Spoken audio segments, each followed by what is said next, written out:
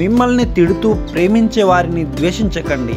వారే మీకు అసలైన వారు. ప్రేమించే వారికి దండించే అధికారం ఉంటుంది.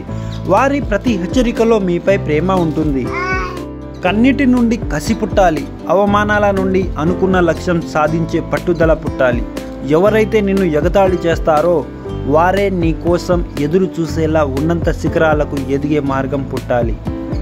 రేపటి కోసం కష్టపడుతున్నాం, రేపటి కోసం దాచుకుంటున్నాం, రేపటి కోసం ఖర్చు పెట్టుకుంటున్నాం. అన్నీ రేపటి కోసం అయితే అసలు రేపు అంటూ నువ్వు ఉండకపోతే, అందుకే ఈ క్షణం ఈరోజు విలువైంది అనేది గుర్తుపెట్టుకోండి మిత్రమా. నీకు నేను ఉన్నా అని ఎవరు చెప్పినా నమ్మకు. టైం వచ్చినప్పుడు నీకే తెలుస్తుంది ఎవరు ఎంతవరకు అని. అర్థం చేసుకోకుండా నిందించే ప్రతి ఒక్కరికి మనం సమాధానం చెప్పనవసరం లేదు. అర్థం లేని మాటలకు బాధపడకూడదని మన మనసుకు చెప్పుకుంటే చాలు.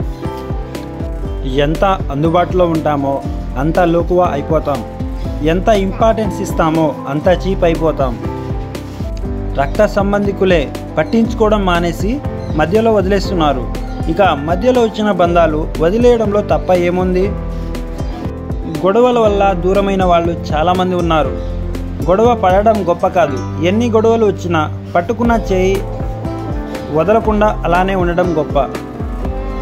మనిషి 2 సంవత్సరాలకే మాటలు నేర్చుకుంటాడు, కానీ ఎప్పుడు ఎక్కడ ఎలా మాట్లాడాలో నేర్చుకోవడానికి జీవితకాలం కూడా సరిపోవట్లేదు. బంధం అంటే అద్దంలా ఉండాలి లేదా నీడలా ఉండాలి. ఎందుకంటే అద్దం అబద్ధం చెప్పదు, నీడ నిన్ను వదిలిపెట్టదు. మనుషుల్లో మార్పు అనేది చాలా సహజం. ఎలా మారాలి అన్నది వివేకం చెబుతుంది. ఎప్పుడు మారాలన్నది అనుభవం చెబుతుంది. అసలు ఎందుకు మారాలన్నది అవసరం చెబుతుంది. ఛానల్ని సబ్స్క్రైబ్ చేసుకోండి. Thank you watching.